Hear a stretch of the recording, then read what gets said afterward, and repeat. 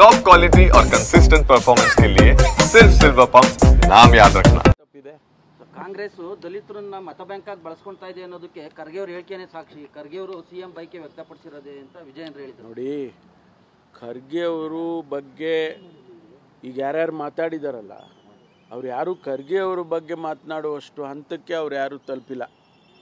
ಖರ್ಗೆ ಒಬ್ಬರು ನಮ್ಮ ಪಕ್ಷದಲ್ಲಿ ಅಷ್ಟೇ ಅಲ್ಲ, ಈ ರಾಷ್ಟ್ರದ ರಾಜಕಾರಣದಲ್ಲಿ ಒಬ್ಬ ಹಿರಿಯ ಮುಖಂಡರು, ಮತ್ತು ಅದನ್ನು ನಾವು ಪರಿಗಣಿಸಬೇಕಾಗ್ತದೆ. ಅವರು ಹೇಳುವಾಗ ಅವ್ರ ಮೇಲೆ ಟೀಕೆ ಟಿಪ್ಪಣಿಗಳು ಮಾಡೋದು ಅಷ್ಟೊಂದು ಸರಿ ಕಾಣಿಸಲ್ಲ. ಖರ್ಗೆ ಅವರು ಎಲ್ಲ ಹುದ್ದೆಗಳಿಗೂ ಸಮರ್ಥರಿದ್ದಾರೆ, ಅನುಭವ ಇದೆ, ಸುದೀರ್ಘವಾದಂಥ 50 ವರ್ಷದ ರಾಜಕಾರಣ ಮಾಡಿದ್ದಾರೆ. ಹಾಗಾಗಿ ಅವರು ಏನಾದರೂ ಹೇಳುವಾಗ ಅದನ್ನು ತಪ್ಪಾಗಿ ಭಾವಿಸೋದು ಸರಿ ಇಲ್ಲ. ಕೆಲವರು ರಾಜ್ಯಕ್ಕೆ ಬರಲಿ, ಅವರು ತಪ್ಪು ಏನಿಲ್ಲ. ಅವರೀಗ ನೋಡಿ, ನಮ್ಮ ಪಕ್ಷದಲ್ಲಿ ಅವರೇ ನಿರ್ಣಾಯಕ ಸ್ಥಾನದಲ್ಲಿದ್ದಾರೆ.